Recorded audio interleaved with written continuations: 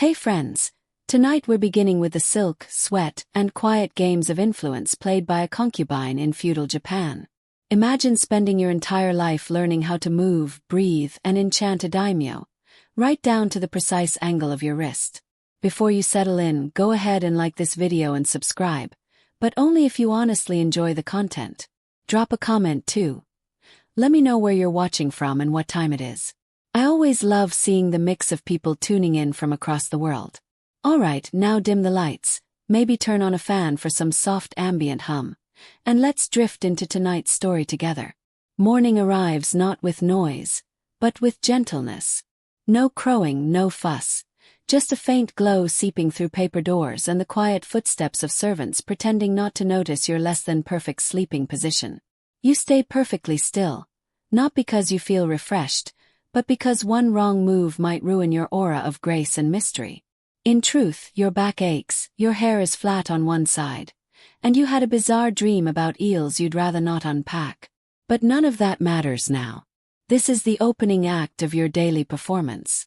You're both the main attraction and the set dressing. Your attendants enter quietly, bowing so deeply you briefly think about stepping over them. They present a warm basin as if to say, "Here's your dignity, now please wash up." They begin their careful routine, washing, brushing, and transforming you from someone who clearly just woke up into something more like a delicate mystery. Your face is gently wiped, your hair handled with care, not out of affection, but because they know what happens when a courtwoman shows up with frizz. You maintain the appropriate expression, calm, distant, and maybe slightly irritated. Still silent, of course. Speaking before your makeup is applied. That would be scandalous. You glance into a polished bronze mirror. You see someone who clearly has opinions, but is very much paid to keep them to herself. Perfect. From the other side of the sliding screen, you hear muffled laughter from the daimyo. He seems full of energy this morning. Whether that's good or bad remains to be seen. You mentally note to avoid his favorite companion's gaze, at least until tea has been served. You rise from your bedding like a swan emerging from morning mist, if that swan had tingling legs and a corset waiting in her near future. Sleeves are prepared, incense is lit, and the performance begins. As you stretch your shoulders slightly, you whisper the timeless phrase shared by women everywhere. "Here we go again." Now that you're vertical, and pretending you didn't twist your neck in your sleep, it's time for makeup. Or as it's sometimes known, historical self-erasure with a sprinkle of poison. Step 1. The white base. Made from crushed rice and, in some cases, so much lead it could double as a wall coating. Your attendant gently pats it onto your skin as if trying to erase evidence. The goal. Remove all signs of life. If your skin tone resembles anything found outdoors, you've missed the mark. Next is the neck and chest. Because the idea of the daimyo glimpsing a natural patch of skin. Absolutely unacceptable. You sit perfectly still while they go to work with a powder puff, trying not to sneeze and undo the whole illusion. Then come the eyebrows. Your real ones don't matter. They're covered and replaced with a painted pair, positioned higher to create that signature look of constant surprise and emotional distance. This is considered alluring, at least in theory. Now for the lips. You'd assume they'd paint them fully, but no, just a small red mark in the center. It's meant to look modest. Mostly it looks like you kissed a plum and made a run for it. Still you nod politely because that's how tradition works. If it feels a bit odd and not quite flattering, you're probably doing it right. Finally, the piece de resistance. Blackened teeth. Yes, it's real. A thick, metallic paste is brushed onto your teeth until your smile looks restricted. This supposedly signals you're unavailable. In practice, it just confuses everyone and gives you one more reason to keep your mouth shut. Throughout the entire process, you remain frozen, like a statue being delicately defaced by an extremely polite art team. You don't speak. You don't question. You definitely don't ask. Is this all really necessary? Because the answer is always yes. Not because it's logical, because it's tradition, and no one wants to be the one who changes it. By the end, you resemble a living painting. If the artist hated visible skin and had a flair for theatricality, Once you've been powdered into emotional distance, it's time to get dressed. And by dressed, we mean surrendering yourself to a fabric-based feat of endurance. First, the base layers. Soft cotton pieces designed to keep the elaborate layers from sticking to you. Do they work in the summer? Not really. But they give you the illusion of airflow, which is something.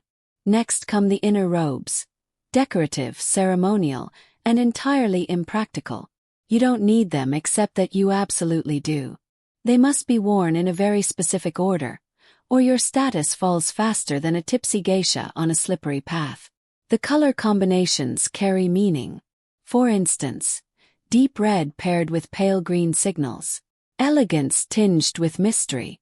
Meanwhile, white layered over gold. That's code for speak to me only after tea. Then comes the outer kimono. Thicker, shinier, far less forgiving. At this point, your sleeves are long enough to quietly smother a rival, should the mood strike. Which, let's be honest, is why no one stands too close during morning prep. Finally, there's the obi, the wide sash that pulls everything together, and slowly tries to end your spine's will to live. It's wrapped tight enough to remind you. Breathing deeply is no longer part of your job description. A perfectly tied obi speaks volumes about refinement, composure, and the quiet panic of someone one small sneeze away from structural collapse. Of course, you don't dress yourself. You stand still while two attendants fold, wrap, and yank like they're turning you into origami. They don't say a word, just let out the occasional grunt when the fabric misbehaves. You learn what the sounds mean. That particular grunt. Arms up higher. By the time they're done, your ribs are numb, but you look spectacular. Like an imperial scroll that could judge you silently from across the courtyard. And here's the kicker. This isn't for a banquet or an event. This is your standard outfit. You might just be sitting under a tree, pretending to read poetry all day. But you must appear ready for either a portrait or an unexpected romantic encounter. And honestly, either could happen. Now fully wrapped in more layers than a festival tent, you're ready for breakfast. Or, as it's quietly referred to in your world, an exercise in posture, willpower, and keeping your sleeve out of the soup. You sit on a cushion, legs tucked just so. Charming if you're a folding fan. Torture if you have knees. Your tray arrives, flawlessly arranged. A modest bowl of rice, a sliver of grilled fish, 3 pickled vegetables, and a miso soup that looks mildly judgmental. Portions are tiny. You're not here to eat. You're here to float gracefully through the day looking slightly undernourished, like every proper romantic metaphor. Your goal. Eat just enough to stay conscious, but not enough to seem like you enjoy it. Chew with too much enthusiasm. Someone will raise an eyebrow. Ask for seconds. Someone might start writing a haiku about your downfall. Meals are silent. No slurping. No sighing. Definitely no face scrunching, even if that pickled plum just punched you in the soul. It's all meant to be elegant. An elegant little tragedy performed with chopsticks. Your sleeves are massive, so each bite becomes a spatial challenge. You learn tricks. Tuck the fabric. Angle your arm. Pray it doesn't fall into the soup and send fermented tofu flying across the tatami mats. All the while, attendants hover in the background. They won't speak, but they're observing. Not in a creepy way, more like, we'll absolutely talk about this later. Every blink is noticed. Every stray grain of rice. Quietly logged in the book of mild embarrassments. When you're done, you bow slightly and place your chopsticks down with a kind of respect normally reserved for sacred relics. Breakfast is complete. Was it emotionally satisfying? Not at all. Nutritionally, dubious. But spiritually you feel lighter. That might be the meal. Or the fact your obi has reduced circulation to your spine. Either way, you're prepared for what comes next. And what comes next is waiting. Now that you've been painted, wrapped, and served something that barely counts as a meal, you enter the concubine's main daily task. Waiting, but not just any kind of waiting. Graceful, poised, meaningful waiting. This isn't the type of waiting where you pace around. Absolutely not. That's how gossip starts. Instead, you sit in your designated space. A carefully curated garden room with a folding screen, a miniature bonsai, and a direct view of a koi pond that hasn't moved since last year. You sit. You wait. You subtly shift your posture so it looks like you're contemplating the meaning of life, not trying to discreetly adjust a cramp in your leg. You can't look impatient. That's for merchants and wives. You're a concubine. You wait as if it's a favor to the world. And this wait could last 10 minutes. Or 5 hours. The daimyo may summon you. Or not. He could be with someone else. Reading poetry. Or napping with his head on an embroidered pillow. You'll find out. Or you won't.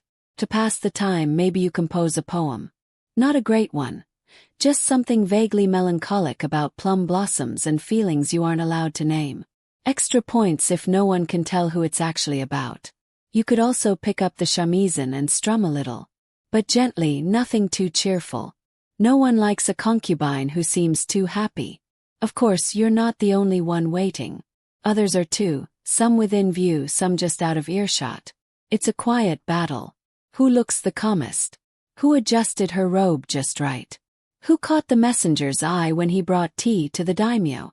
It's chess, but played with glances, posture, and the angle of an obi sash ever so slightly tilted. The hardest part. Looking like you're not waiting at all. You have to appear as though your entire sense of self-worth doesn't hinge on whether you're summoned tonight. Which, of course, it absolutely does. But you're a professional. You let out a quiet, well-placed sigh and gaze off into the distance, ideally at something poetic, like a drifting leaf or a koi fish that looks just as unimpressed as you. If the morning was for preparation, the afternoon is all about positioning. Not yoga-style positioning, this is social strategy in silk. By now, the other concubines have all gathered. You exchange shallow nods, polite bows, and smiles so precise they could cut glass. This isn't friendship. It's diplomacy with perfume. Everyone's listening, observing, and silently attempting to ruin reputations, without ever raising a voice. The atmosphere is serene. The tension is scented. The conversation, harmless on the surface. Lady Aiko's calligraphy has improved. Translation. She used to write like she was possessed by a tipsy monk. The daimyo seemed calm this morning. Translation. He clearly didn't ask for you, did he? And of course the classic. You look radiant today. Which actually means, you look slightly less exhausted than usual. Congrats. Every compliment is a dagger wrapped in brocade. The sweeter the smile, the sharper the jab. A seemingly kind remark about someone's kimono being boldly modern can trigger a week of self-doubt and wardrobe audits. You navigate this minefield with grace, or at least a convincing illusion of it. You smile faintly, tilt your head just so, and nod as if moved by someone's poem, even though you're pretty sure it came from the side of a decorative screen. Then someone mentions the daimyo. Maybe he was seen near the pond. Maybe he paused to look at a fan left there by accident, or not. The room freezes, but in a completely casual way. No one panics, visibly. This is when the real theater begins. You must appear intrigued, but not too intrigued. Confident yet humble. Available but untouched. It's like trying to be dessert. Desirable, tempting, but with just enough mystery to make people unsure whether they're allowed to taste. Through it all, your voice stays soft, posture flawless, and remarks perfectly veiled. This is how power moves. Not through shouting, through murmurs. And if one woman walks away doubting her choice of sleeves, her scent, or her verses, you've done your job. You haven't been summoned. Not yet. But hope remains, quietly sweating under 12 layers of fabric. As the sun begins to lower in the sky, and you survive another hour of poetic warfare and sideways glances, you head to the just-in-case bath. It's not mandatory, just strongly encouraged. Kind of like not smelling like nerves and radishes if you're called to the daimyo's room. The bathhouse is calm, full of steam, and lightly scented with citrus peels and pressure. You undress with help because no one, not even a seasoned concubine, can untangle herself alone from the puzzle box of knots, layers, ties, and moral expectations that is traditional courtwear. Once you're finally free from your silk prison, you step into the warm water. And for a short while you are no one. Not a symbol, not a strategy. Just a woman sweating in a tub, wondering if her leg hair is even enough to pass noble inspection. You scrub, but gently. There's a method to this. You want to be clean, not frantic. A light scent is added. Nothing overpowering.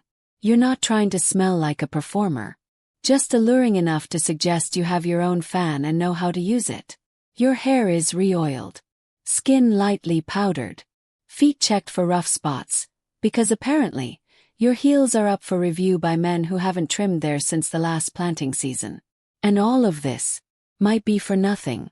You may return to your room, reapply your powder, and sit perfectly still while crafting vague verses about lonely ducks. But if you are summoned, and you show up smelling like panic and raw tofu? Catastrophic. So you prepare. You soften. You become a lightly perfumed flame, ready even if the invitation never comes. Because sometimes the best revenge. Looking effortlessly radiant while claiming not to care. There's no grand announcement. No trumpets. No scroll. No dramatic banging of gongs. When the summons does arrive, it comes the way all things do in elite society. Quietly. Soft knock. Bowed messenger. One line. His lordship wishes to see you. Translation. You've been chosen. Also, you have 20 minutes to mentally regroup, repowder, and emotionally detach. Your attendants leap into motion. You try your best not to look too proud, or too queasy. After all, this might be a sign of favor. Or, it might just mean his favorite is annoyed and you're the backup plan. Either way, tonight you're stepping into the spotlight. A fresh dusting of powder is applied, enough to blur the creeping anxiety. A soft dab of rouge follows, subtle but enough to say, I'm alive, and maybe a little mysterious. Your outer kimono is adjusted. You switch to the finer one, the one embroidered with golden cranes mid-flight. Because nothing whispers, handle with care, quite like delicate birds stitched in gold thread. Your hair, already flawless, gets one last check, just in case. You add a simple comb, elegant but not flashy, and touch a bit of yuzu oil behind each ear. Now you smell like restraint, with a citrus undertone of ambition. The hallway to his chambers feels like it stretches for miles. Each step is carefully timed. Not too fast, not too eager. You move like a river, smooth, steady, not a rushing waterfall. Behind the sliding doors, the other concubines pretend not to watch. But they do. Oh, they absolutely do. You reach the inner room. Screen slides open. You bow. Deeply, gracefully. You're not nervous. Just acutely aware of every breath, every wrinkle, every angle of your lips. He greets you, or he doesn't. Either way, you offer a faint smile. You've stepped into your role. Tonight's chosen one, a diversion, a muse for the evening. No one needs to say it. You're here because you were picked. And now you must be warmth, intrigue, elegance. And maybe, if you're lucky, memorable. But don't get ahead of yourself. There's still tea to pour. Despite what the palace whisperers like to claim, an evening with the daimyo doesn't begin with silk hitting the floor. It begins with ritual. A slow, fragrant build-up into what might best be described as formal flirtation. You sit not too near. Not yet. A lacquered table rests between you. Pot of sake warms quietly. The eye contact. Enough to inspire a dozen haiku. He pours you a cup, that's your cue. You sip slowly. As if it's not sake, but a coded invitation to be charming. Compliments follow. His robe stunning. Your hair flawless. Neither of you mentions what the night's about. That would spoil the theater. So instead you exchange verses, musings. Maybe he tells you again about that hawk he once saw. The one that reminded him of fate. You nod curious. Not just because his hand is inching closer, but because you've mastered the art of listening like it's the first time. Even though it's the third. The hawk story isn't the point. The point is, Tonight you are the inspiration. Even if you're also the trained performer. There might be music. A soft tune plucked from a shamisen. Not by you, of course. You're busy holding the room like a fan. Open, poised, and maybe a little dangerous. Then comes the first contact. Hand grazing yours. A well-phrased compliment about your scent, meant to sound admiring, not intense. If he's feeling poetic, he might compare you to a plum blossom in snow. If he's not, you'll get, "You look nice tonight." Either way, you bow slightly, smile gently. As if he just quoted a love letter carved on Mifuji. Eventually the ceremony gives way. Table is moved. The light softens. The screen doors close. And you rise. Gracefully, of course. To follow him into the next room. This isn't a transaction. It's a performance. And your role. To be everything. Beautiful. Submissive. Captivating. Effortlessly alluring. And never seeming like you tried. No pressure. You're just expected to enchant a warlord. Using 300 years of etiquette and a well-timed glance. Let's be honest. This isn't about love. This is a sanctioned performance. Starring 2 leads, 0 dialogue, and an ensemble cast of invisible expectations. You step into the chamber like moonlight in motion. At least that's what you're going for. You kneel. You bow. You smile. You do not trip. You did that last month. You've trained for this. Literally. Lessons in posture, touch, breathing. And how to convey, "Yes, I'm enjoying this," without ever being so crude as to show it. The futon is neat. The bedding smells faintly of incense. Intended to promise serenity, though it mostly tickles your nose and dares you not to sneeze. He begins the ritual. A gentle touch, measured movements. Is he setting the tone? Or just trying to remember which concubine you are? You react precisely. Just enough to show you're present. Never so much that you seem eager. Because in this world, mystery is attractive. Desperation. Never. There's no more talking. That ended with the poetry. This is about presence. He plays the sovereign. You. The flower that bloomed just for him. Your movements are exact. Graceful, controlled. As if choreographed by someone who read every love poem but never lived one. You respond with all the right cues. Soft sighs, measured glances. Not too much. Not too little. Just enough to let him believe he's doing everything right. Even if your mind is quietly reorganizing your poetry scrolls. Eventually it ends. Whether in passion or... What follows is something you'll later refer to as a graceful fade to black.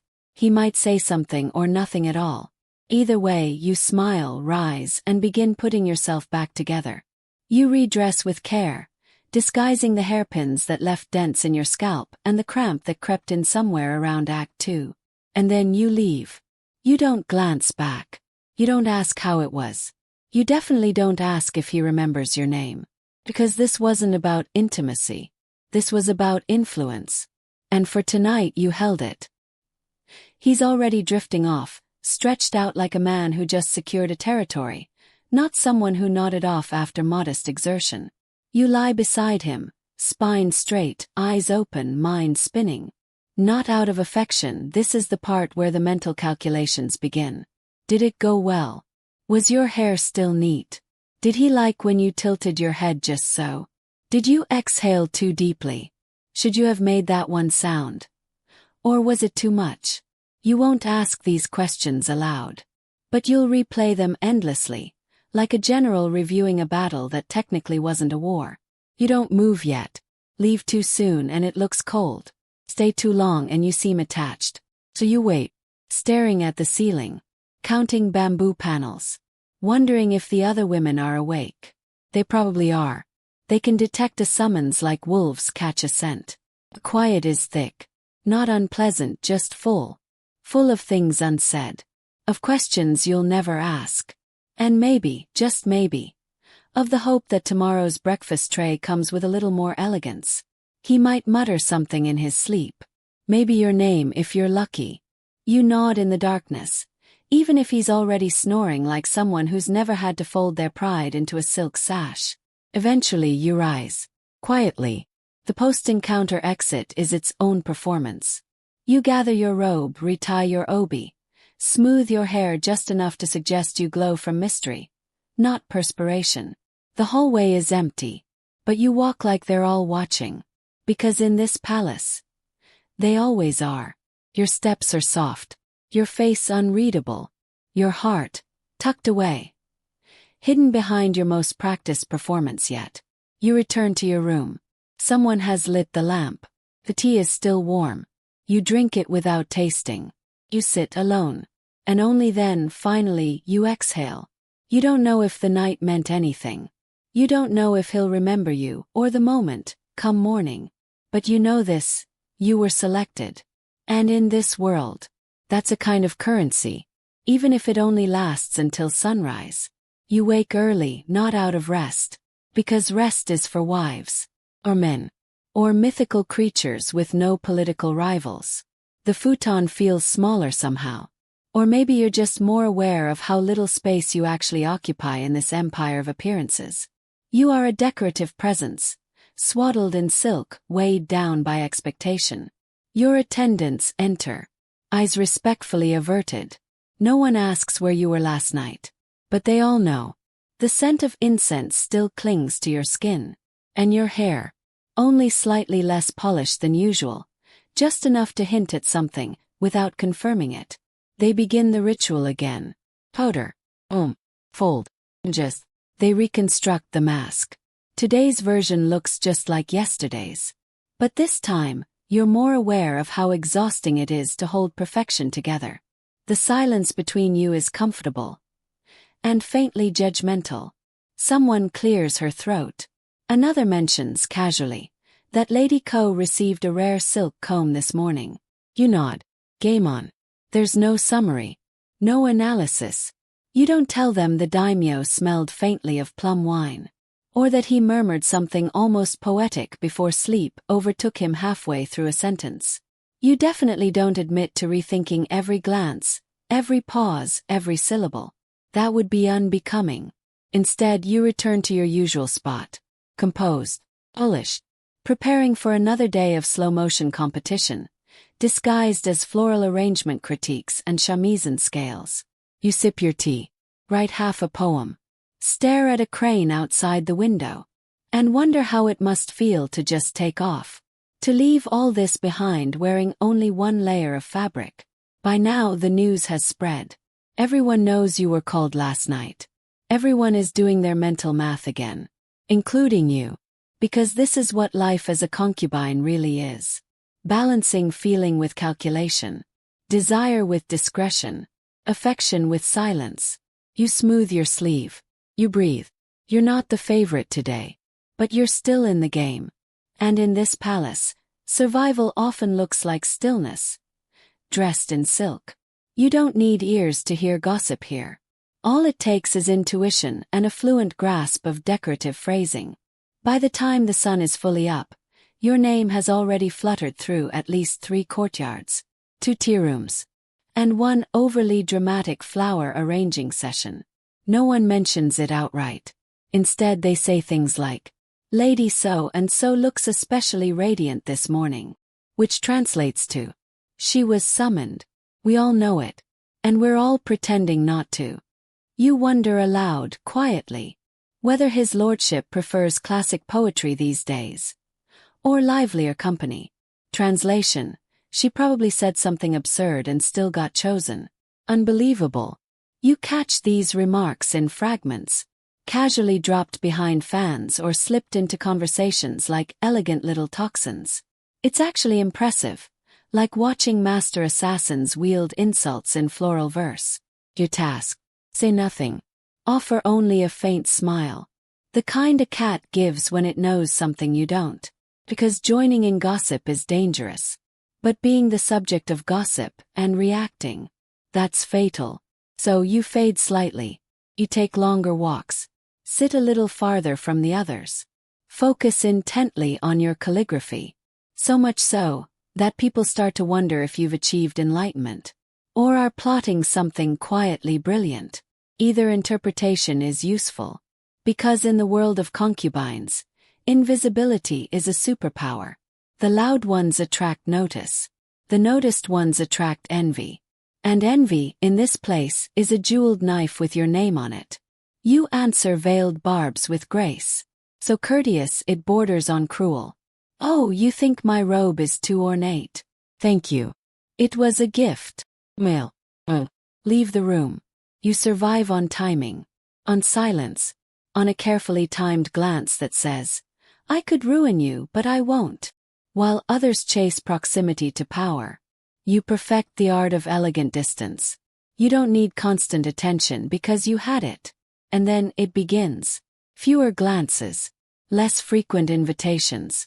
One day your favorite incense is forgotten. Another your tea arrives tepid. The message is clear. Not harsh. Not cruel. Just indifferent. You're no longer tonight's enigma. Someone else's. She's either new or newly polished. Maybe she found a better poet to mimic. Either way, she's glowing under the spotlight that's no longer yours. You manage it with dignity. No protest. No scenes. Just a fraction of a second pause before bowing to the daimyo. And the slightest tightening of your smile when someone remarks, Lady Hannah seems so radiant lately, doesn't she? Course she does. Youth is charming. And fleeting. Now comes the real challenge. Can you stay poised while someone else takes your place? Can you smile and compliment her hairpin, while silently calculating how long it'll take before she stumbles over her own rising confidence? This is the hidden part of the role. Not just being chosen, but stepping aside with elegance. Losing favor here isn't a disgrace. Simply a shift. You're still in the palace. Still dressed like art. Still performing. But now you're in the background. And your job is to survive there. Without revealing the ache of absence. You still go to the garden. Still write poetry. Still sit motionless at tea. While others analyze the slight tremble in your cup. And yes, of course it hurts. Not necessarily for him. But for the validation. The quiet power. The small thrill of being the sun around which the court revolved. Now you're a supporting role in someone else's drama. But you remain. Powdered. Composed. Present. Because in a place like this, everything is temporary. Favor. Fashion. Attention. All it takes is a poorly chosen word. A snapped fan. Or a metaphor about rain that lands a little too personally. So you wait. Not bitter. Just ready. Because if favor can fade, can return, and when it does, you'll be waiting. Eventually the paint comes off. Not just the rice powder, but the performance, posture, the practiced pauses. One day, maybe years from now, or maybe in a single quiet evening, you catch a glimpse of who you are without the costume. And what's strange is, you're still there, beneath the layers of silk, of expectation, of survival. There lives a woman who remembers everything. The first summons. The first compliment. The first moment she realized she was no longer the center of the room. You've played every part. Muse. Rival. Mystery. Shadow. You've smiled through silence. Written poems instead of protests. And quietly mapped your way through emotional battles. And what do you have to show for it? A spine stronger than your obi. A memory sharper than any rumor. And a palace full of women who either fear you, envy you, or hope they look half as composed when their time comes. Because here's the unspoken truth. Concubines fade. But they also endure. And in a world built around appearing desirable, endurance is the most rebellious thing you can do. You don't rush to mirrors when messengers arrive. You don't worry if your hair whispers seduction at the right angle. Some days you skip the full beauty routine and just sit by the pond, because watching fish do nothing feels more honest than trying to look like a verse brought to life. Yes, you still wear silk, but now it's for you. And when the fresh-faced girls walk that long hallway you once ruled, you smile. Not warmly, not cruelly, just knowingly, 'cause you played the game. You danced near power with rouge on your cheeks and silence in your mouth. And you're still here. Still elegant. Still potent. still dangerous. Because when all the layers fall away, you remain. And that's more than anyone ever expected. Centuries later, stricter moral codes would attempt to erase what came before. But to the ancient Babylonians, sexuality wasn't taboo. It was divine language. A sacred act of connection, not defiance.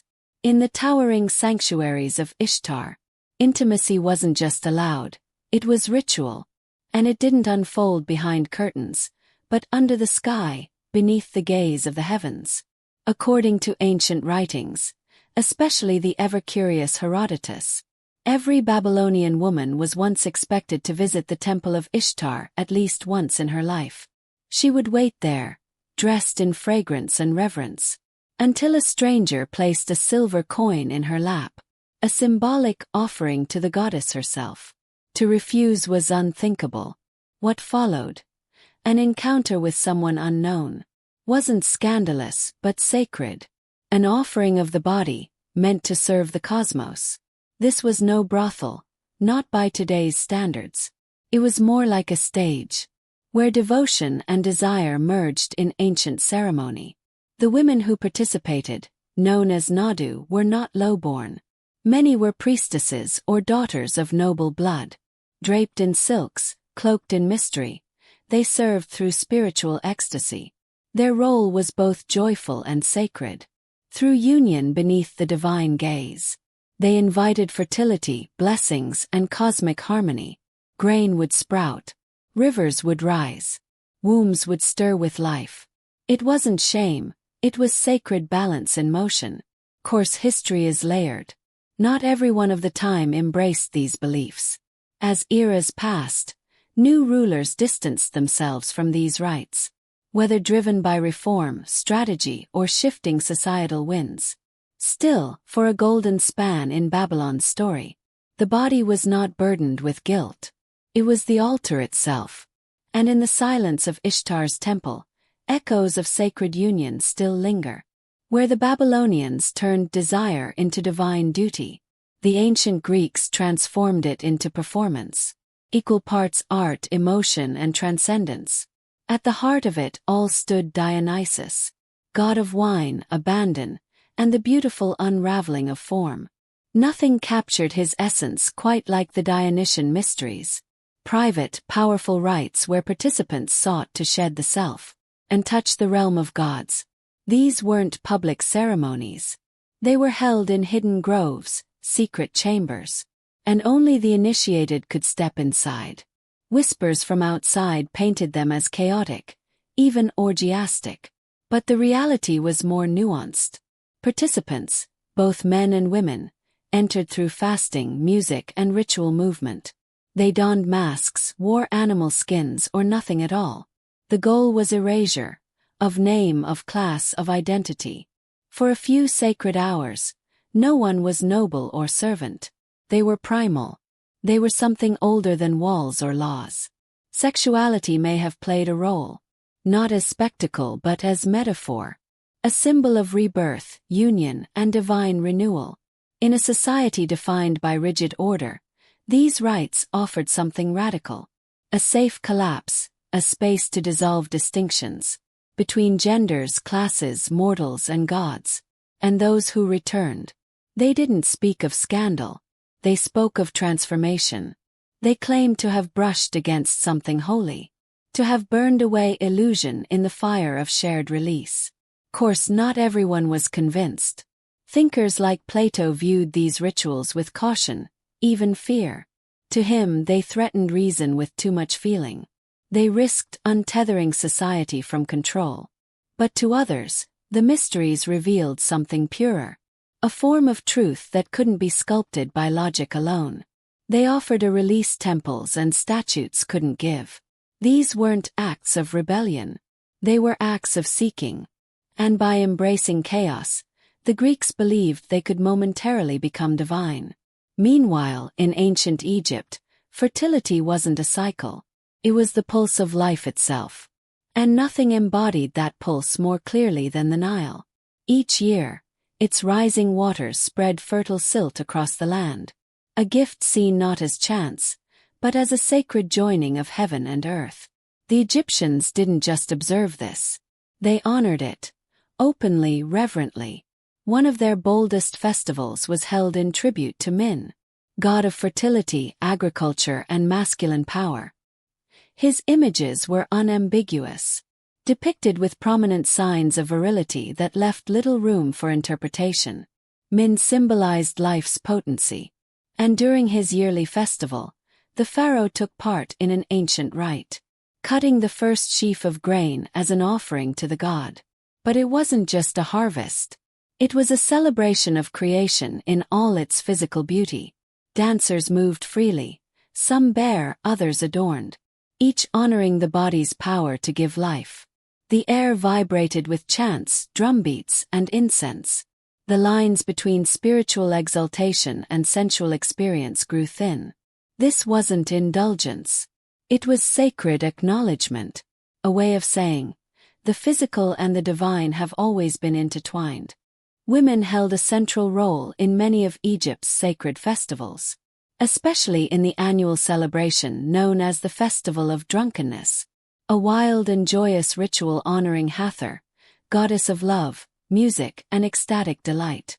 This wasn't a quiet occasion. It was vibrant, intoxicating, and deeply symbolic.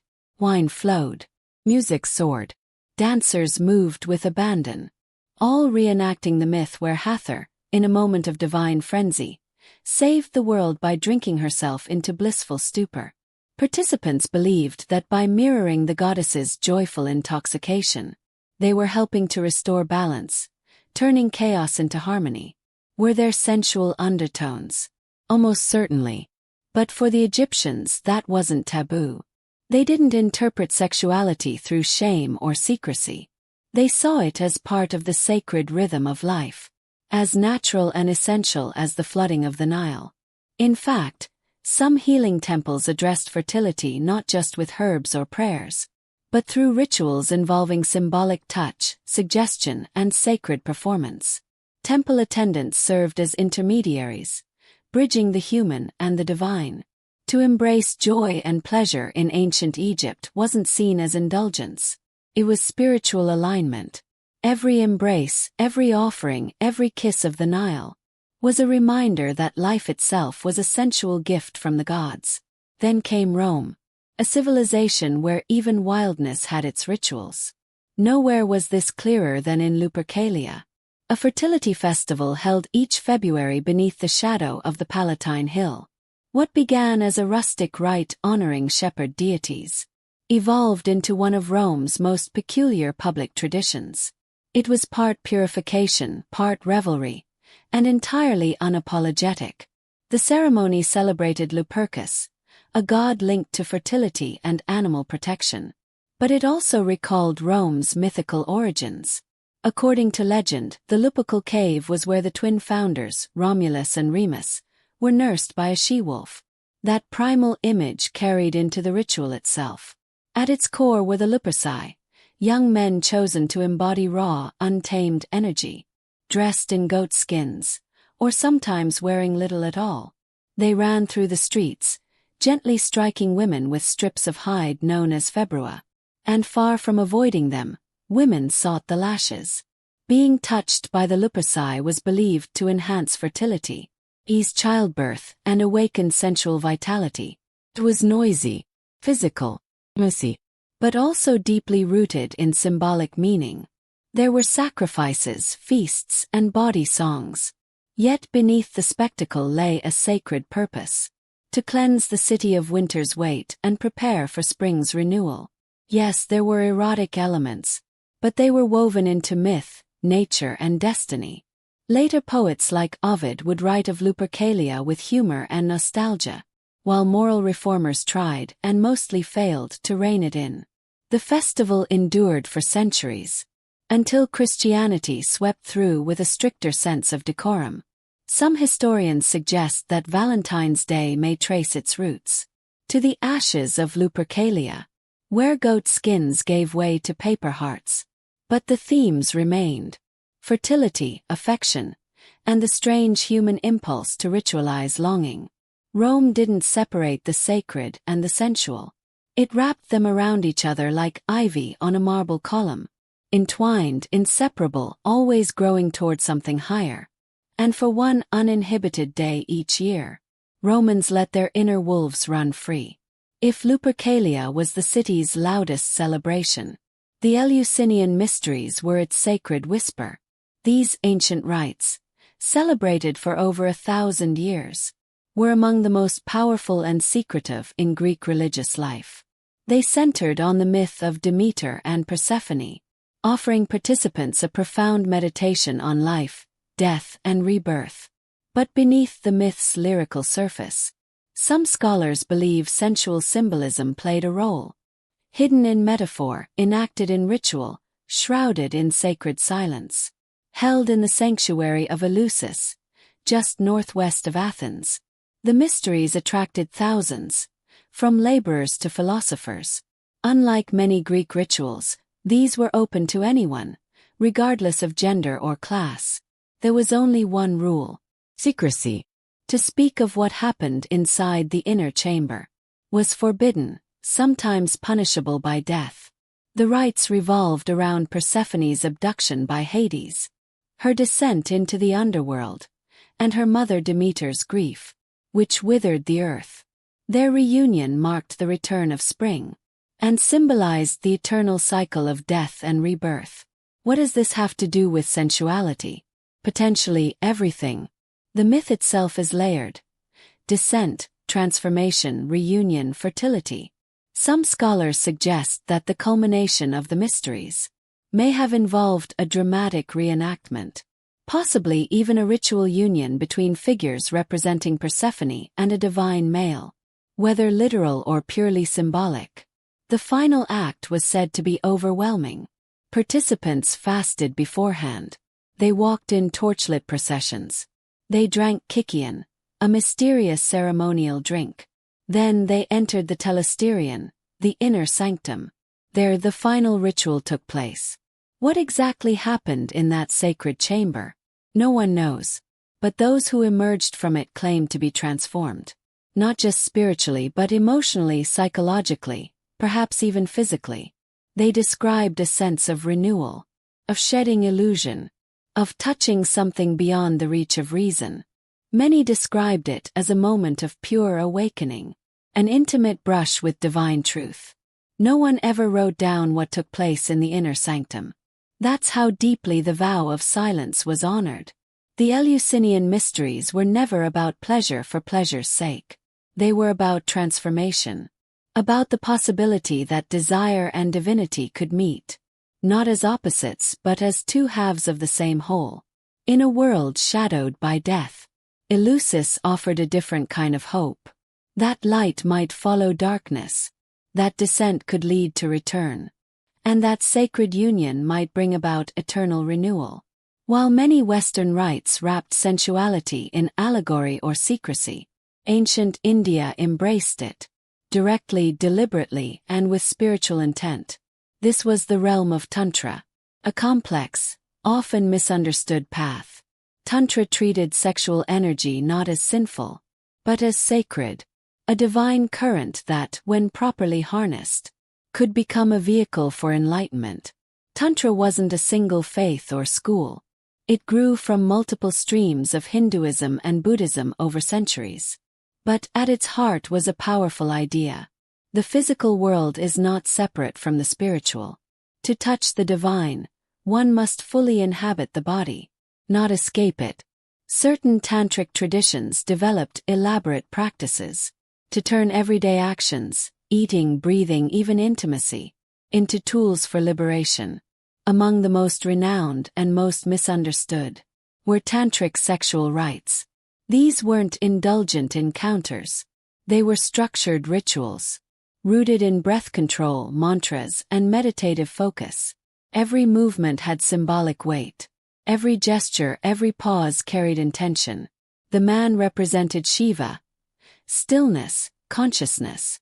The woman embodied Shakti, energy, creation. Their union was symbolic of something greater. The cosmic dance between opposites, between order and chaos, body and spirit. The goal wasn't gratification. It was transcendence, a glimpse of the infinite, seen through the lens of desire. But let's clear something up. Not all Tantra involved sexual rituals. In fact, the majority of tantric practice centered on ascetic disciplines. Chanting, visualization, deep meditation, and precise yogic movements. When sensuality was involved, it was one doorway among many, and cloaked in layers of symbolism often difficult to decode. Texts like the Kama Sutra, commonly misread as a catalogue of positions, were actually rooted in this worldview.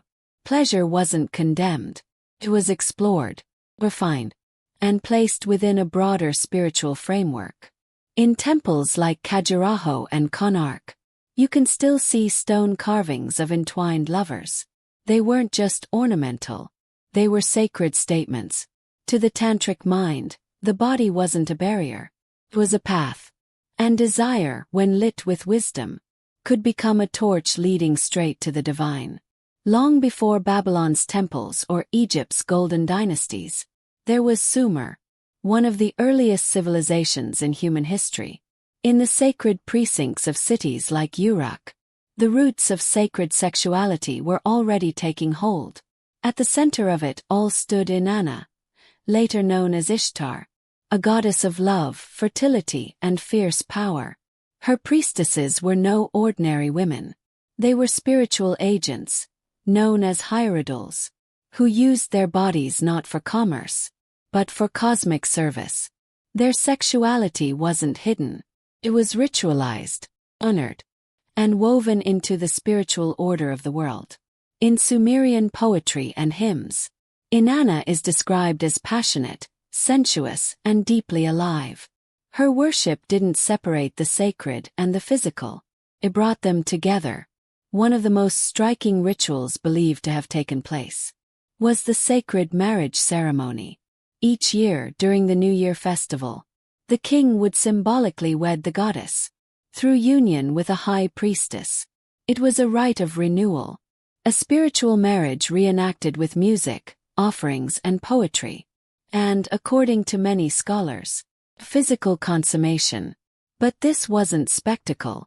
It wasn't entertainment. It was the heart of the city's cosmic rebirth. Through the priestess, the goddess united with her divine lover, Dumuzi, rekindling the balance of heaven and earth, and blessing the land with abundance. Through the sacred union, the king was affirmed, the land was blessed, and the cycle of life began anew. Even beyond that central rite, sacred sexuality was woven into the everyday rhythm of temple life. The priestesses of Inanna were well versed in more than just ritual. They were trained in music, movement, invocation, and the art of love. For those seeking divine favor, healing, or clarity, union with a hierodal, a sacred servant, was believed to offer spiritual insight, purification, or fertility. It was never merely a transaction. It was a rite. But the role was not without complexity. Some priestesses held influence, living within temple walls under protection and reverence. Others existed on the outskirts, perhaps vulnerable. Their sacred purpose slowly diminished under the shifting sands of time. As later empires rose, these rituals were recast in darker light. The divine was slowly stripped from the body, and the sacred was mistaken for the profane.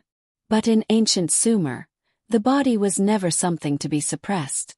It was a river through which divinity flowed, moving across the fertile fields of creation.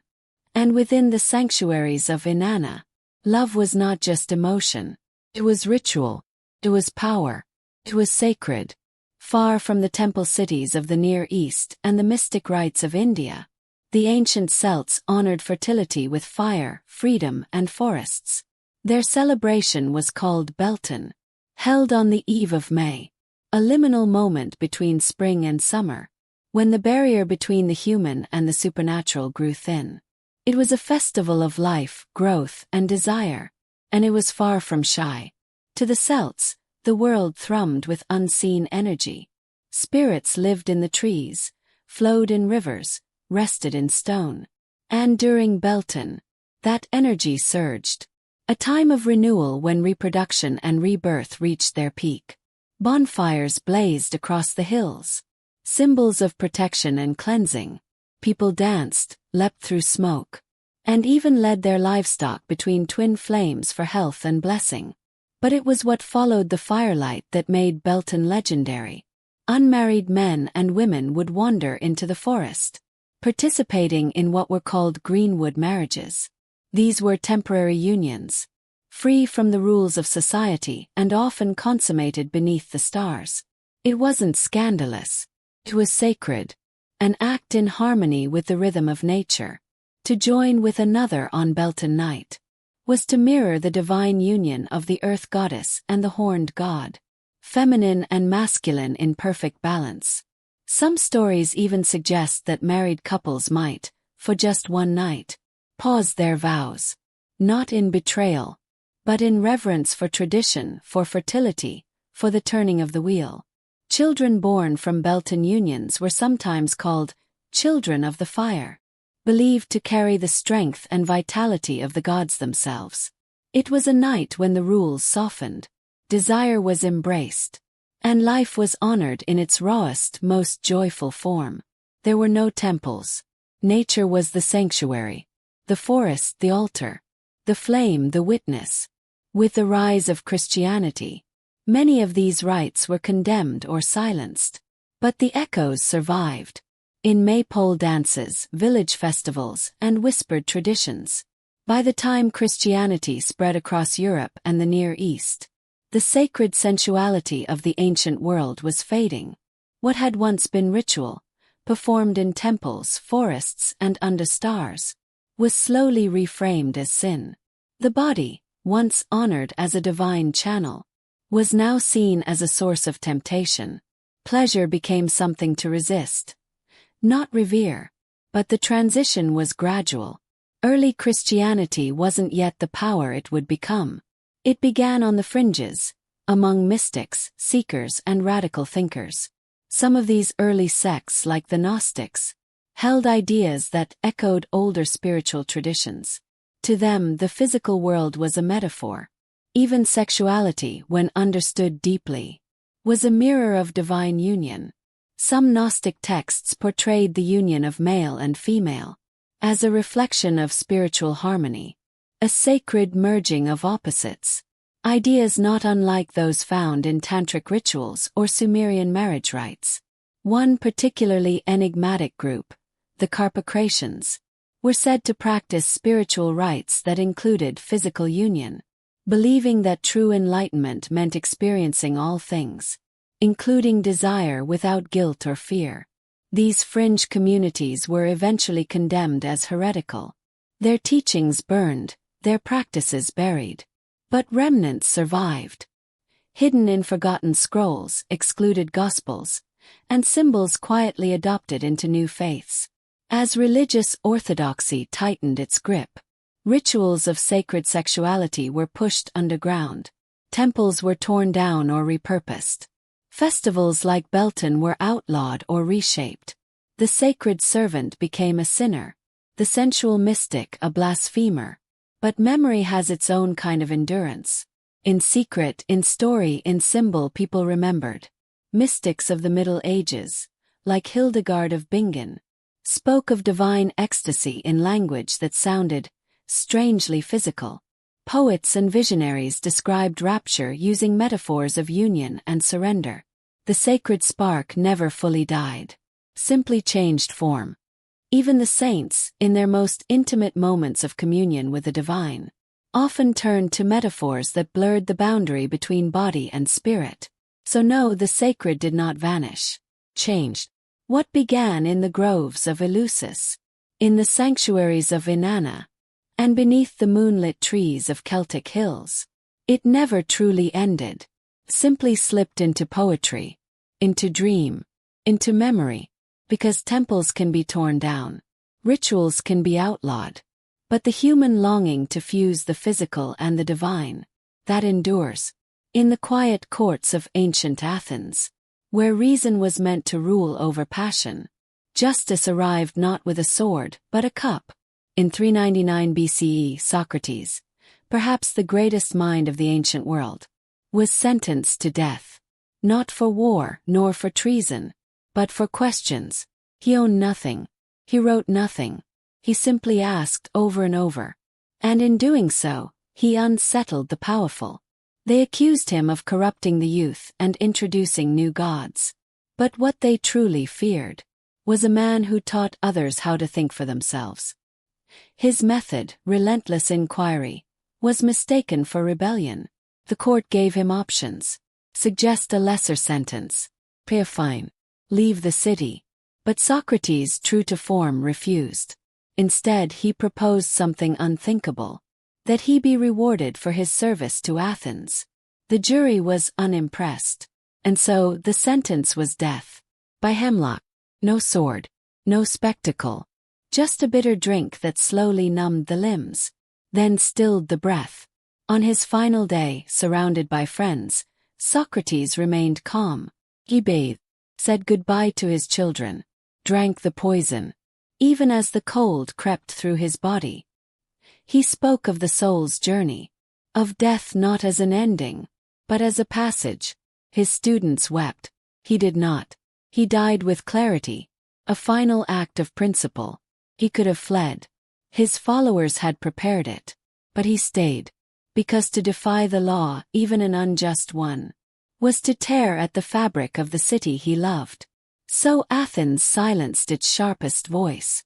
Not with chains or blades, but with a cup of poison and a shrug. But in trying to erase him, they made him immortal. Hemlock couldn't quiet Socrates. It made his words echo louder through time. And then there was Cleopatra. Not just a queen wrapped in legend, but a strategist, a scholar, and a scientist. Most imagine her in silks, whispering to Caesar and Antony. But behind the politics was a mind trained in medicine, and especially in toxicology. As ruler of Egypt, she had access to one of the greatest libraries of the ancient world. There, in quiet chambers, she studied scrolls, filled with knowledge of plants, poisons, and their effects on the body. She kept her own laboratory.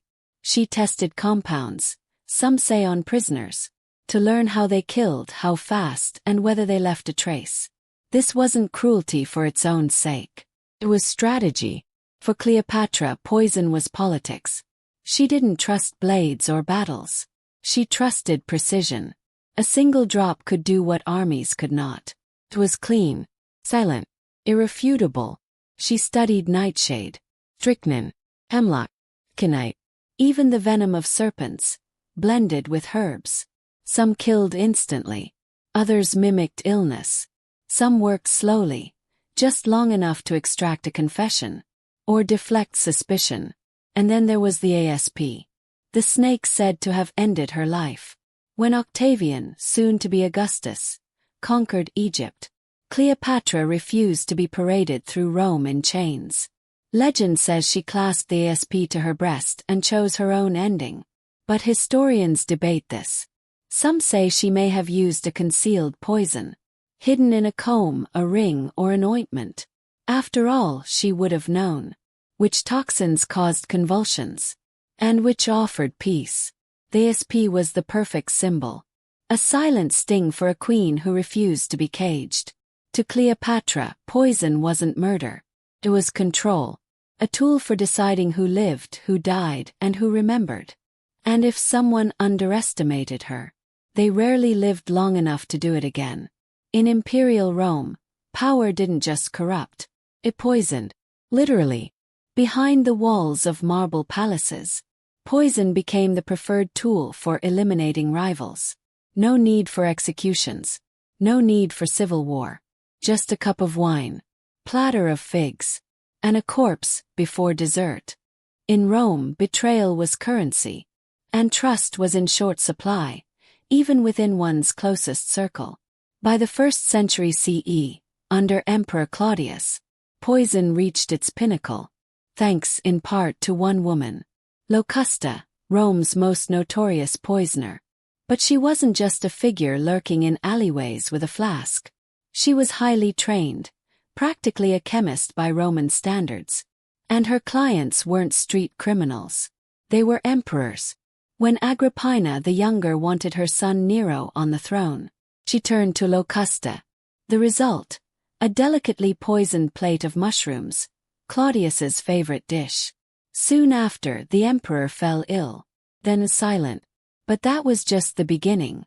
Once Nero assumed power, he didn't discard her. He elevated her, turning her into a state asset. When his young stepbrother, Britannicus, posed a threat to the crown, Locusta was called again. The boy died mid-banquet, convulsing before horrified nobles. Nero was so pleased. He granted Locusta a full pardon, awarded her land, and even gave her students an academy for assassination. In Rome, poison wasn't just deadly. It was elegant. Where a dagger drew attention, poison sowed uncertainty. Was it illness? Spoiled food? A curse from the gods? Doubt lingered long after the body cooled. This paranoia infected the entire empire. Cups were sampled, meals tested. Even servants were suspected. Rome countered with elaborate defenses. Silver utensils to detect toxins. And the famed theriac, a universal antidote. A cocktail of dozens of ingredients, including opium and viper flesh. But no antidote could hold back the rising tide of silent deaths. Poison in Rome wasn't just a weapon. It was a dialect of power. A whispered argument between ambition and survival, spoken louder than any blade. And across the world, in ancient China, poison wasn't viewed as a crime, but as a refined art. Within the imperial courts of the Han, Tang, and Ming dynasties, it became a language of strategy. Delivered in teacups, silk sleeves, and silence. No drama, no theatrics, just a soft smile, and then stillness. The elite were masters of traditional medicine, and they knew that the same herbs that healed could also kill. A dosage shift by a single pinch, and salvation became destruction. Palace alchemists and royal doctors walked a thin line, crafting antidotes one day, then preparing poisons the next. But the true tacticians of this quiet war, often women, imperial consorts and concubines, barred from politics or battle, found subtle ways to shape power. A rival needn't fall to scandal, only to sickness. A single glance from the Empress Dowager, and within days, a courtier might begin to cough blood. Empress Lu Ji of the Han dynasty became infamous for this. Once in power, she removed every threat, not through swords, but through slow, methodical destruction. Her rule was etched in fear, not with proclamations, but with poisoned cups. Even beyond the palace, poison was political. Secret societies like the Five Poisons were rumored to lace blades and wine, carrying out assassinations that blurred the line between myth and medicine. Because poison wasn't just effective, it was theatrical. A warning. It whispered, "I can reach you, even here." In response, China developed one of the world's most advanced poison detection systems. Silver chopsticks were used to test food, tarnishing in the presence of arsenic. Imperial kitchens became laboratories, not just for flavor but for survival. In China, poison was never impulsive. It was calculated, deliberate, a chess move in an endless game of thrones. And it ruled dynasties as surely as any emperor. Meanwhile, in the ancient courts of India, a legend emerged so haunting. Feels more like mythology than history. But it appears in texts, rituals, and political doctrines. They were called Vishakanyas, poison maidens. Women whose bodies, it was said, were deadly not because of what they carried, but because of what they were. According to the legend, young girls were chosen at an early age, then fed microdoses of poison, daily, drop by drop. Their bodies developed immunity. But to others, their touch, sweat, even breath became fatal. A kiss from a Vishakanya wasn't seduction. It was execution. Some say the practice began under Chanakya, the brilliant and ruthless advisor to Chandragupta Maurya in the 4th century BCE. Chanakya believed warfare was not just about armies, but psychology, espionage, subtlety. The Arthashastra, a political guide attributed to him, describes poisons not only as weapons, but as instruments of statecraft. Enemies didn't need to be slain in battle. They could be charmed and quietly removed. Were these poison maidens real? That's debated. Some scholars argue they were metaphors, warnings against unchecked desire. Others believe attempts were genuinely made to create them. Either way, their legacy endured. Not in bloodshed, but in whispers. Assassins using gradual doses of poison weren't just stories. They were recorded practices. In Ayurvedic medicine and ancient Indian texts, the method was known as Vishakarma. Even if the Vishakanya was part legend, the fear she inspired was very real. Foreign diplomats were warned. Meals were triple-checked. And any beautiful stranger entering the court was seen not as a gift, but as a threat wrapped in silk. In India, poison didn't always hide in wine. Sometimes it wore jewels. It smiled. It danced in royal chambers. What made the myth so haunting wasn't only the poison. It was how close the danger could get. Death didn't storm the gates. It leaned in and whispered. And if any ruler ever lived in fear of shadows, it was Herod the Great, king of Judea under Roman authority in the 1st century BCE. Herod was known for monumental building projects, brutal politics, and a mind eaten by suspicion. He didn't rely on swords alone to guard his throne. He had another weapon, poison. While his reign was bloody, not every execution made headlines. Some deaths were quiet, deeply personal. As his paranoia grew, so did his list of enemies, including those closest to him. His wife Mariam, a Hasmonean princess, once the love of his life, was eventually accused of treason. She was executed. So was her mother, her grandfather, and eventually Herod's own sons. According to the historian Josephus, Herod ordered Mariam's sons poisoned, disguising the act as Roman justice. They were popular, charismatic, and they carried noble Jewish blood. That made them dangerous. Herod couldn't risk a future rebellion with legitimate heirs at its center. But it didn't stop there. He used informants, interrogators, and silent toxins to erase anyone he viewed as disloyal. Servants, advisors, even relatives. Some were drugged to extract confessions. Others simply vanished. Their deaths blamed on sickness or divine punishment. Poison gave Herod something no sword could. Control without spectacle. It was clean. It was discreet. And it reminded everyone. No one was untouchable. Not even family. As his life neared its end, diseased and increasingly unstable, Herod feared something even more unthinkable. That no one would mourn his death. So he gave a chilling order. That upon his passing, leading Jewish elders be executed, to guarantee that tears would be shed. Thankfully, this command was never carried out. But by then the damage was done. The paranoia that consumed his court had already poisoned his name. In the grand palaces of Persia, beneath domed ceilings and golden columns, a quieter war raged. Not one of swords, but of goblets, glances, and apothecary vials. In the Achaemenid Empire, where kings like Darius the Great and Xerxes ruled vast territories, poison became a refined weapon. The Persian court was known for order, elegance, and intricate ceremony. But beneath the surface pulsed fierce rivalries. Dozens of wives, numerous sons, powerful generals, ambitious satraps. Everyone jockeyed for influence. In that world, poison was the great equalizer. Greek historians, especially the ever-dramatic Herodotus, tell of plots masked in luxury, where food tasters were routine, and kitchens were more secure than treasuries. Suspicion alone could mean death for a cook or a cupbearer. One of the most chilling figures from this era was Bagoas, a eunuch and court official under Artaxerxes III. He didn't lead armies. He didn't issue decrees. He poisoned, first enemies, then the king himself. He replaced him with a puppet monarch. And when that king became uncooperative, Bagoas poisoned him too.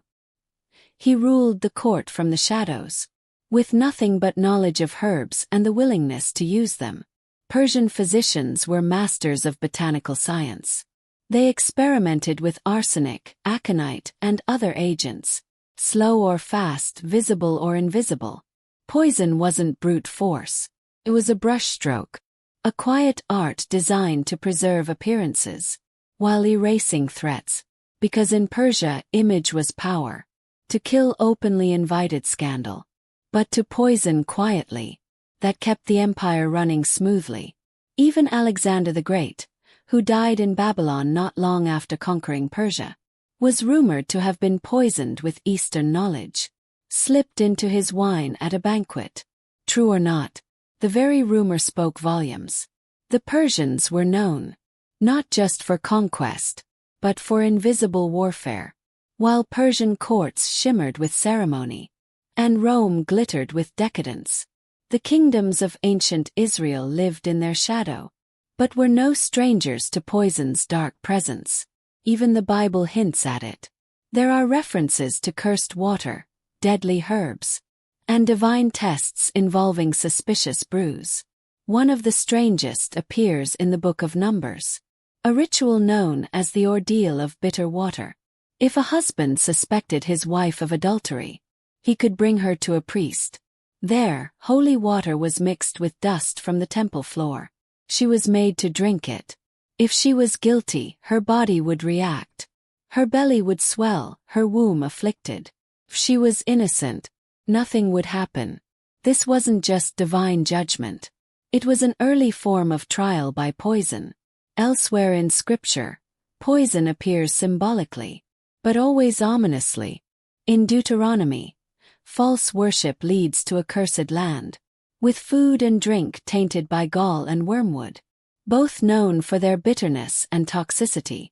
In the Psalms, the wicked are said to have poison under their tongues, a metaphor for deceit. Even Job compares injustice to a bitter potion. And then there's Herod, the same king we've met before, appearing in the New Testament. His name forever linked with shadowy death and fear. The Bible doesn't dramatize poison like the Greeks or Persians, but its quiet presence speaks volumes. The Hebrews lived beside empires that used poison as policy, and they adapted their laws and their faith to survive that reality. Empires of the ancient world, from Athens to Egypt, from Rome's palaces to India's sacred groves, all shared one weapon, elegant, silent, and devastating. Poison. It required no army, no battlefield. It killed without a sound, without witnesses, and often without blame. In a time when brute force ruled the open world, poison was the favored instrument of hidden wars, fought in corridors behind veils, in banquet halls and temple courts. It wasn't just a method, it was a message. To die by the sword was to fall with honor, in plain sight against a named foe. To die by poison, that was something else entirely. It meant betrayal, a hand that once poured your wine, a voice that once whispered your name. Someone close had chosen. Every meal became a question, every cup a test of loyalty. The ancient world revered poison's subtlety. Philosophers saw it as fate in liquid form. Religions used it to warn, to judge, to purify. And rulers, they wielded it like ink, quietly redrawing dynasties. What makes poison so enduring is its contradiction. It is both cowardly and clever, invisible yet unforgettable. Doesn't just end a life, corrodes trust. It leaves behind suspicion, and carves long shadows through history. Even now its stories linger. Socrates and the hemlock, Cleopatra and the asp, Claudius and the poisoned figs, the Vishakanya of India. These were more than deaths, they were parables, reminders that in the theater of power, the deadliest figures are not always the ones on stage. Poison has no armor, no flag, no name. And yet it shaped empires. It redrew borders. It whispered in every hall where ambition lived. Was, and still is, the perfect assassin. But protection didn't always come from daggers and potions. Sometimes it came from wood, dust, and design. Along the banks of the Nile, where the ancients built pyramids and charted the stars, they also invented something revolutionary: a lock. As early as 2000 BCE, the Egyptians created the world's first mechanical pin tumbler lock, crafted entirely from wood. It was simple by today's standards, but brilliant in concept. A wooden bolt secured the door. When pushed into place, vertical pins dropped down into carved holes, locking it. To open it you needed a key. But not just any key. The Egyptian key was large, almost like a wooden toothbrush. Its pegs lifted the pins out of the bolt holes, freeing the mechanism. No force, no chisel, just design and precision. This wasn't just clever engineering. It was philosophy. To the Egyptians, order mut was sacred. Locks weren't just to guard things. They were to guard meaning, destiny, eternity. Locks sealed homes, protected temple offerings, and guarded tombs. Pharaohs were buried with chambers sealed shut, sometimes with false doors and hidden traps, because to seal something was to preserve it forever. Even more astonishing, that same lock design, pins, holes, and keys, still exists in modern locks today. Metal replaced wood. But the principle, it's unchanged. That ancient wisdom echoed far beyond the Nile. The concept traveled to the Greeks, the Romans, and then across the world. And even before these locks, there was another form of protection, quieter, symbolic, but no less effective. In Mesopotamia, where cities like Babylon and Nineveh flourished, mechanical locks weren't yet widespread. Instead, people developed a different way to authenticate, seal, and restrict. Their solution wasn't mechanical. It was symbolic. Enter the cylinder seal. Small, intricately carved cylinders worn as pendants, each one unique like a signature, etched with scenes of gods, animals, or cuneiform script. They were rolled across soft clay, leaving behind a continuous imprint. Name. A warning. Promise. These seals closed jars, sealed letters, and protected doors. If tampered with, the clay broke, and so did the illusion of secrecy. The seal said, "This is mine. I was here. And I will know if you break it." In the ancient world, trust was fragile. Secrets were powerful. And access was everything. From poisons that whispered death in royal courts, to wooden locks that preserved eternity in the tombs of kings, and seals that bore the weight of ancient identity. The past was built not only on what we made, but on how we protected it. History doesn't just remember the weapons. It remembers the locks, keys, and the silent barriers that shaped who got in, and who never came back out. More than just a security measure, the seal itself was a statement. It didn't require a key to open. It demanded a reason to break. Yes, it was primitive. But in a world where reputation and ritual held immense weight, it was profoundly effective. In Mesopotamia's temples, priests sealed sacred storerooms with personal insignias. Merchants closed contracts with their seals. Even kings locked away correspondence with one. Entire economies trusted these small, carved cylinders. Because to break one wasn't just to open something. It was to violate trust. Security in Mesopotamia wasn't based on brute denial, but on legitimacy. If the seal remained unbroken, then everything inside was safe. But if it was cracked, something had gone wrong. And with it came a radical new idea. Identity as security. The seal wasn't just a token. It was a signature, badge of authority, and often legal power in itself. To lose your seal wasn't just misplacing an object. It was losing your name, your rights, a voice. In a way, cylinder seals were the world's first two-factor authentication. Not a PIN, Not a password, but a physical symbol that said, "This belongs to me, and only I may open it." While the Mesopotamians perfected symbolism, and the Egyptians engineered wooden pin locks, the ancient Greeks brought something new to security: craftsmanship. As cities expanded, and homes, temples, and treasuries required protection, the Greeks developed smaller, more practical locks. And with them, the locksmith became a respected trade. Greek locks improved on Egypt's earlier designs. Though still partly wooden due to cost, they incorporated metal parts, often bronze or iron. The most common type, the bolt lock, a horizontal bar slid into a groove on the doorframe, and was held in place with a metal peg. It could only be freed with a specially shaped key. These keys weren't the compact kind you keep in your pocket today. They were long L-shaped rods, sometimes the length of a forearm, made to be inserted vertically. The key lifted internal pins or pegs, releasing the bolt. The act was more than mechanical. It was symbolic. To hold a key was to hold authority. To use it was to declare control over a space. Temples used locks to protect sacred offerings. Wealthy citizens secured their jewelry, scrolls, and coins. Even public archives had locks on their doors. Most homes still used simple bars or wooden latches. But in elite households, among scholars, aristocrats, and priests, a lock was more than function. It was status. What set the Greeks apart wasn't just the hardware. It was the philosophy. In Athens especially, security was bound to the rights of property and the idea of citizenship. A locked door meant privacy, independence, the freedom to say, "This is mine." And the locksmith, he wasn't just an artisan, he was a technician of trust. In an age filled with debate, drama, and philosophy, the Greek lock became the silent keeper of secrets, quiet sentry behind the door.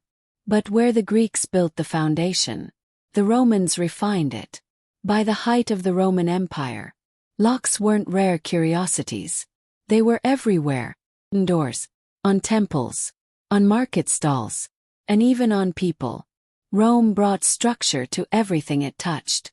Roads, laws, armies. And security was no exception. Roman locks became smaller, stronger, smarter. Metal was the material of choice. Bronze and iron, giving their locks both strength and longevity. The most common Roman design was the warded lock. Inside, fixed obstructions called wards blocked most keys from turning. Only the right key with the right notches could rotate the lock. This led to the creation of the skeleton key, a minimal tool that bypassed simple wards. Useful for locksmiths, also very popular with thieves. But the real innovation, the Roman puzzle lock. Tiny, intricate mechanisms, often hidden within chests, that required not only the correct key, but the right sequence, the right pressure, even misdirection. Some included false keyholes, to confuse intruders. Think of them as ancient combination safes. And Roman keys. They weren't just tools. They were jewelry, small, ornate, and practical, often worn as rings. A Roman citizen wearing a key on their finger wasn't just carrying utility. They were displaying ownership, wealth, control. But not all locks protected valuables. Some were placed on slave collars, engraved with chilling messages like, "If found, return to master." These locks didn't guard treasure. They reinforced bondage. Because in Rome, security wasn't always about safekeeping. It was about power. The Roman approach to locks was deeply personal. Each key crafted for a specific person, a specific chamber. To carry one meant something. You mattered. You had something to protect, or something to control. Lock, key. No one else's. These tools didn't just protect gold or scrolls. They safeguarded letters, heirlooms, recipes, and sometimes secrets. While the West continued refining bolts and tumblers, the East was quietly crafting marvels of its own. In ancient China, Lockmaking became a fusion of function, philosophy, and form. By the Zhou dynasty, around 100 BCE, Chinese artisans were already creating all-metal locks, crafted from bronze and later iron. These weren't massive door bars or bulky gate mechanisms. They were compact, efficient, and precise, often built into cabinets, chests, and private gateways. The most iconic was the sua, the Chinese padlock. Usually barrel-shaped or rectangular, these locks accepted flat keys that entered from one end. Inside, a series of pins or spring-loaded tumblers would align when the correct key was inserted, allowing the bolt to slide free. Sound familiar? Should. It followed the same principle first seen in Egypt, but China made it smaller, sturdier, more refined, and often more beautiful. Locks took the shapes of dragons, turtles, and tigers.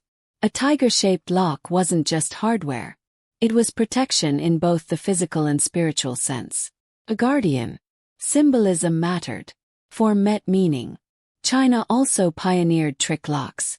Early puzzle locks that required special sequences or disguised moves to open. These weren't used just for coin or jewelry. Scholars used them for documents. Officials for heirlooms. Security was intelligence, not just ownership. The best locksmiths guarded their methods like treasure, passing down secrets through generations.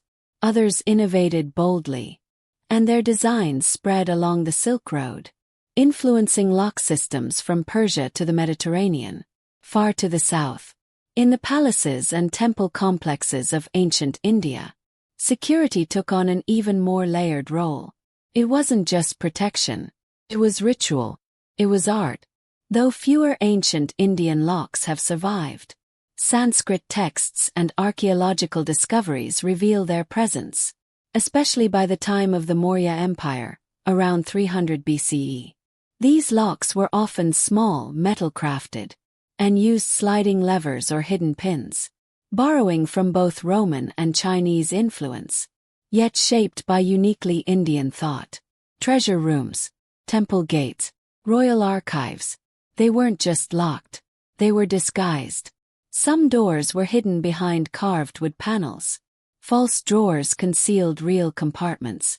Secret triggers, activated by twisting a carved lotus or pressing a hidden spot, would spring open concealed chambers. To operate these mechanisms required insight. To notice them at all required awareness. Even today, some of these designs baffle modern restorers. So precise they feel like puzzles woven into the architecture. And this wasn't just clever engineering. It was deeply philosophical. As described in the Arthashastra, a political and strategic treatise from that era. Protection meant misdirection. Not everything was meant to be confronted. Some things were meant to be hidden so well, no one would think to look. Locks in India also held spiritual power. A temple door might be sealed not only to prevent intrusion, but because it was only meant to open on sacred days. Lotus shapes, coiled serpents, mandalas etched into brass. These were not mere ornaments. They were blessings, warnings, symbols of divine guardianship. Protection, in Indian philosophy, wasn't always forceful. It was wise, elusive, layered in illusion. And far to the northwest, in the misty highlands and dense forests of Iron Age Europe, the Celts were approaching security from yet another angle. For them, locks weren't just tools. They were declarations. A bolt across a granary, an iron ring on a door. These things weren't just practical. They meant something. They said, "This is mine. This is guarded. This is sacred." Though simpler than Roman designs, archaeological digs have uncovered iron padlocks and early warded systems. Not elaborate, but forged with surprising precision. Roman influence likely brought metalworking expertise, but the Celts made it their own. Still, protection wasn't always mechanical. It was mystical. Homes bore charms. Markings over lintels, carvings at the threshold, spirals, triskels, symbols not just to deter thieves, but to ward off spirits, fairies, and the unseen. For the Celts, security meant more than keeping out the living. It meant keeping peace with the beyond. A locked door may have stopped raiders, but a carved amulet that kept mischief from another world at bay. Because to them, a home wasn't just shelter. It was a space shared between realms. And it had to be sealed accordingly. Wasn't just about keeping people out. It was cosmic. The Norse understood this too. For them, locks weren't just tools. They were shields against men, against weather, sometimes even against fate. Viking ships' storage chests and longhouses were often fitted with sturdy iron padlocks, built to endure rain, salt, sabotage. Some Norse keys have been uncovered in burial sites, shaped like serpents, axes, or even miniature Thor's hammers. Not just practical, symbolic. A declaration of strength and protection. To carry a key in Viking society was to hold status, authority, and often the command of a household. In fact, women were frequently the key holders. Archaeological finds show women buried with ornate keyrings, sometimes with lockpicks at their belts. They were guardians of the home in every sense. The key was more than a tool. It was trust made visible. Even Norse mythology echoes this belief. Runes sealed doors. Bells could bind fate. And the power to lock or unlock, whether a door or a destiny, was no small thing. So while they didn't craft intricate puzzles like the Romans, or miniaturized marvels like the Chinese, the Norse built locks that told their own story. One forged in iron, rooted in tradition, and laced with superstition. As the Western Roman Empire declined, the Byzantine Empire rose to carry its legacy, and with it the evolving art of lockmaking. But Byzantium didn't just inherit Roman designs, it refined them, blending Western engineering with Eastern elegance. The Byzantines elevated locks into objects of beauty and complexity. Padlocks shaped like animals, crosses, or abstract motifs used internal wards and spring mechanisms. Some even featured false keyholes and rotating bolts, early forerunners of modern puzzle locks. And the symbolism continued. Keys weren't just carried. They were worn by bishops and abbots as ceremonial signs of authority. To hold the key to a church or archive was to hold sacred privilege. But it was in the Islamic Golden Age, especially under the Abbasids, that lockmaking blossomed into both high science and refined art. Drawing from Persia, India, Greece, and Rome, Islamic craftsmen pushed innovation further. By the 9th and 10th centuries, locks with 4 or 5 internal levers, intricate tumblers, and even early combination mechanisms were being produced. Their padlocks weren't just functional. They were beautiful, shaped like lions, fish, birds, cast in brass or bronze, and often inscribed in elegant Arabic, praising God or naming the owner. Faith, identity, security intertwined in every curve. Scholars didn't just make these locks, they wrote about them. Al-Jazari, the brilliant 12th century inventor, described dozens of devices in his treatises: automated fountains, clocks, water pumps, and yes, complex locking mechanisms. His designs used hidden triggers and rotating gears. Many of his principles still echo in modern engineering. Meanwhile, throughout the Islamic world, from Baghdad to Cordoba, markets, mosques, libraries, and palaces relied on these secure systems, because to lock something in that world was to place it within divine order. Protection was not merely mechanical, it was spiritual. By the close of antiquity, locks had evolved far beyond pins and bolts. They had become cultural reflections, mirrors of fear, hope, ambition, and control. They weren't just built to protect treasures. They defined who was allowed near them. From Egypt's wooden tumblers to Byzantine spring bolts, each key unlocked more than doors. It unlocked meaning. To possess a key was to hold power, not just to open a room, but to claim authority, privacy, knowledge. Locks guarded scrolls, sealed shrines, preserved tombs. And by doing so, they drew lines between the powerful and the excluded. And as security grew more elaborate, so did its theater. Hidden compartments, false entries, locks wrapped in sacred geometry. They didn't just whisper, "Keep out." They said, "This is sacred. This is protected. This is mine." But for every lock there came a challenge. And for every innovation in security, someone learned how to bypass it. Lockpickers rose alongside locksmiths. The cat-and-mouse game we know today began not in Victorian novels, but in dusty storerooms of Babylon and market stalls of Rome. Because ultimately, ancient locks tell us something deeper. Not just how people engineered their world, but how they trusted, how they feared, and what they valued enough to hide. A locked door isn't just wood and iron. It's a reflection of our need for safety, our instinct for suspicion, and the invisible line we draw between what's public and what's ours, even in the ancient world. To turn a key wasn't just to seal a space. It was to make a statement, a quiet, enduring whisper. This matters. This belongs to me. And only I hold the right to open it.